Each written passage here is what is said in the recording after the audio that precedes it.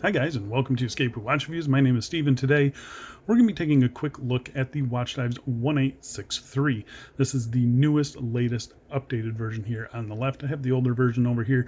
I'm just coming back from a 2.5 week vacation, so I'm going to take it easy and get back into these videos with this one.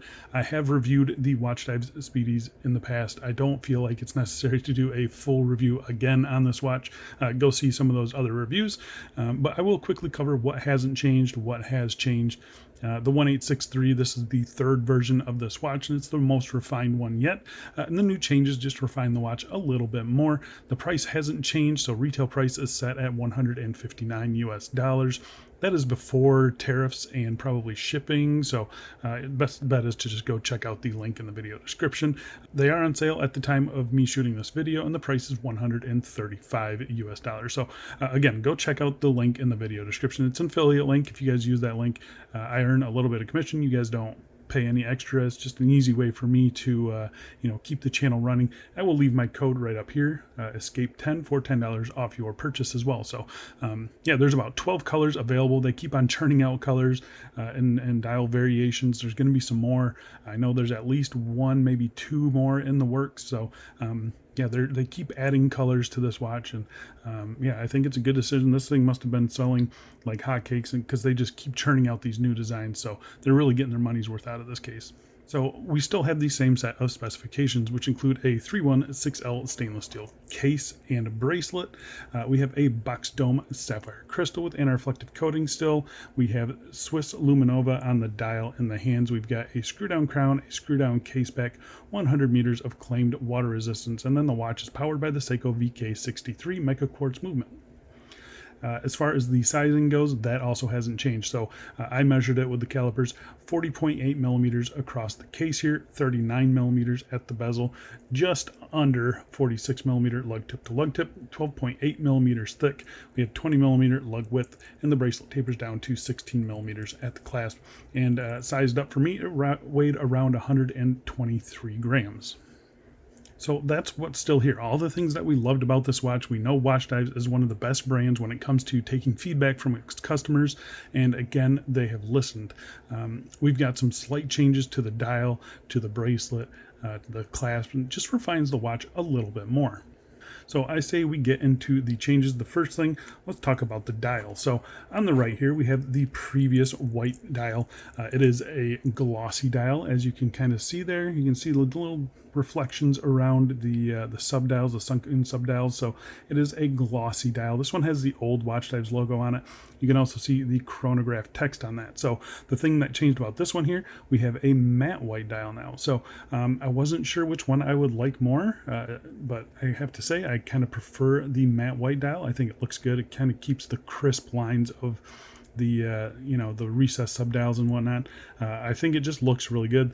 The indices, the hands, they are all the same. The professional text is the same, but the chronograph font has changed, as you can see there. I think I like it a little bit more. And then the subdial at the 9 o'clock position. So that is the chronograph minute timer. You can see on the previous versions, we have this, they call it the condensed subdial. So it has markings for every minute there. And then on this side over here, the newer version, it's kind of a simplified, looks more symmetric, looks cleaner for sure. It's going to be less useful. I'll say that for sure. I'm kind of more a function over form kind of guy, but I can definitely see the appeal of this, this more minimalistic dial over here. So that's 3 changes right there on the dial.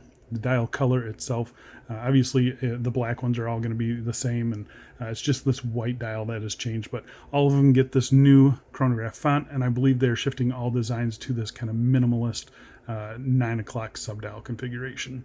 So that's one change that they made that I kind of like. And the next change is the bracelet, and that's the big one. So I have this previous bracelet here. They're both the same size, so 20 millimeters tapering down to 16 millimeters at the clasp. The clasp is a nice upgrade in my opinion.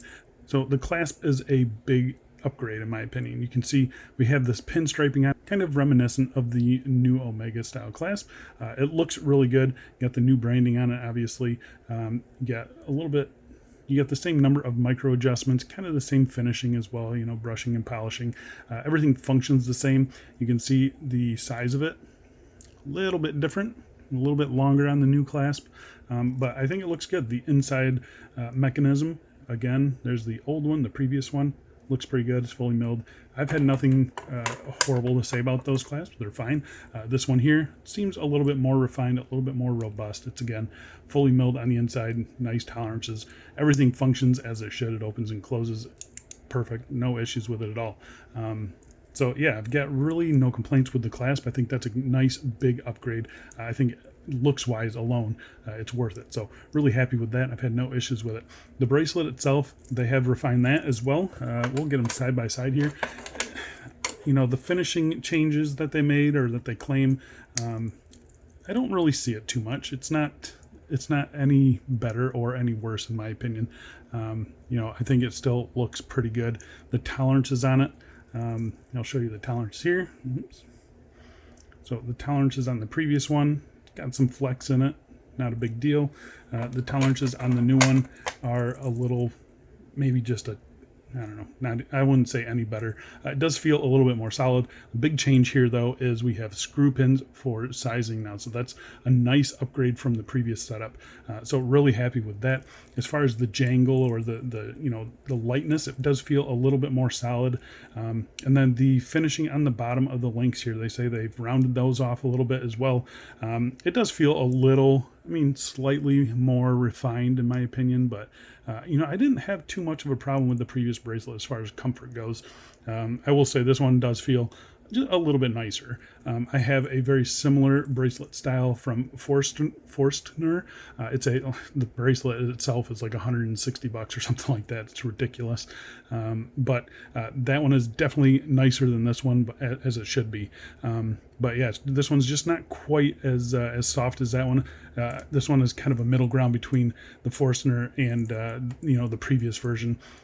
All of those, in my opinion, are still better than the Pagani one. So yeah, I think slight improvements to the bracelet itself, a pretty good upgrade to the clasp here. Yeah, I mean, it makes it overall a nicer wearing watch in my opinion. I like the new matte dial as well, but we still have all the things that we really like about this watch. You know, you got a really good finishing, you get the really nice size as well. The crystal is just really, I mean, awesome. Love the crystal on this watch. Love the overall look and feel of this watch. Still the best Speedy homage in my opinion. I'm not sure how I feel about them shrinking the case. They did that when they moved from the 1862, which this one is, up to the 1863.